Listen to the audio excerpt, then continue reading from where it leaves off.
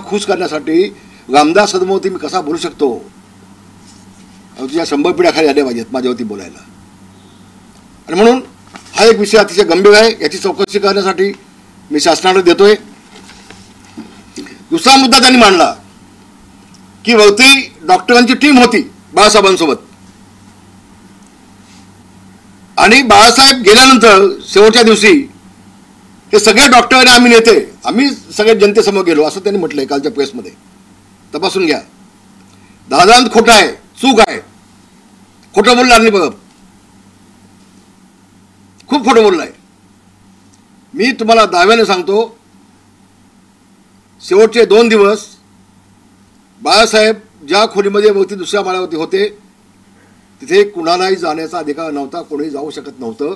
हा म्हणतोय असंख्य लोक भेटत होती साहेबांना. चूक आहे.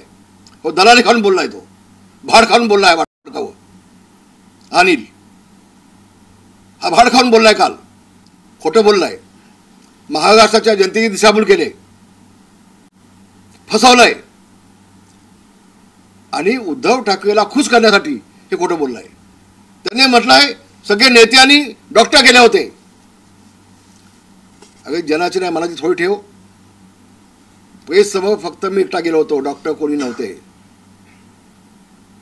प्रेस समोर लोकांसमोर जनतेसमोर शिवसैनिकांसमोर मी फक्त एकटा गेलो होतो त्यावेळेला.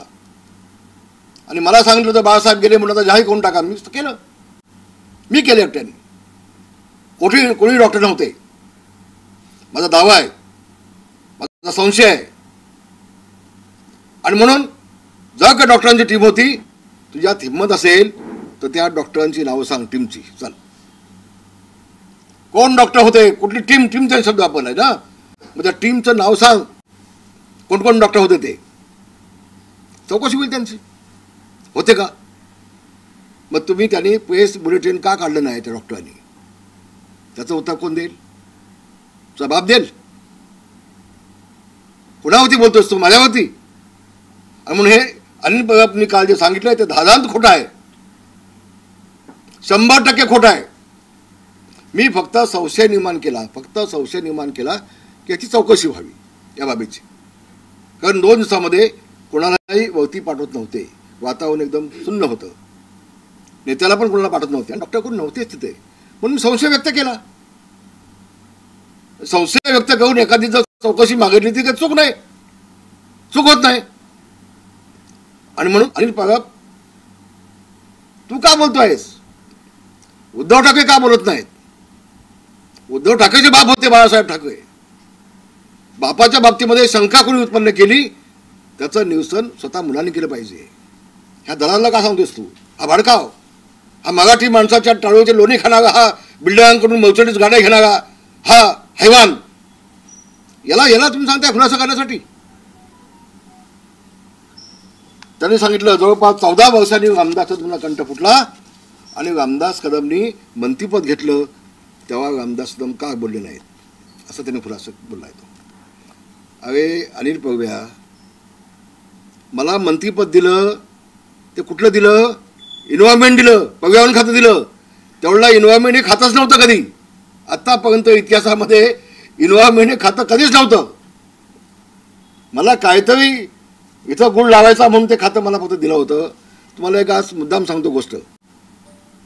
सुभाष देसाईंना त्यांचं महामंडळ दिलं, दिवाकर रावतेंना त्यांचं महामंडळ दिलं. मी ज्यावेळेला पदवीनंतर महामंडळ मागायला गेलो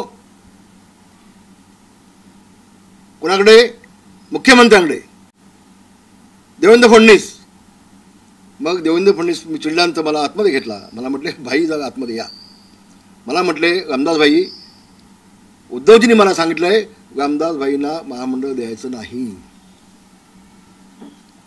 मी तुझा म्हणून शपथ घेऊन सांगतोय आज, हे वास्तव आहे. आणि मग जेवढला मी गेलो उद्धवजींकडे की उद्धवजी, देवेंद्रजी म्हणतात तुमचं नाव सांगतायत.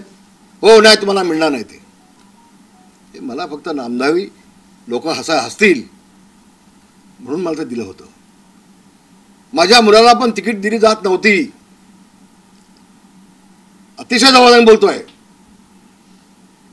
राष्ट्रवादीचे माजी आमदार संजय कदम यांना 3 वेळेला मातोश्रीमध्ये आणून बसवली होती त्या सीट जागेसाठी, आमदारकीसाठी. शेवटी मी शेवटचं हत्यार काढलं माझं. तेवढा जबरदस्तीनं योगेशला तिकीट दिली आणि तिकीट देऊन त्याला पाडण्याचा प्रयत्न केला.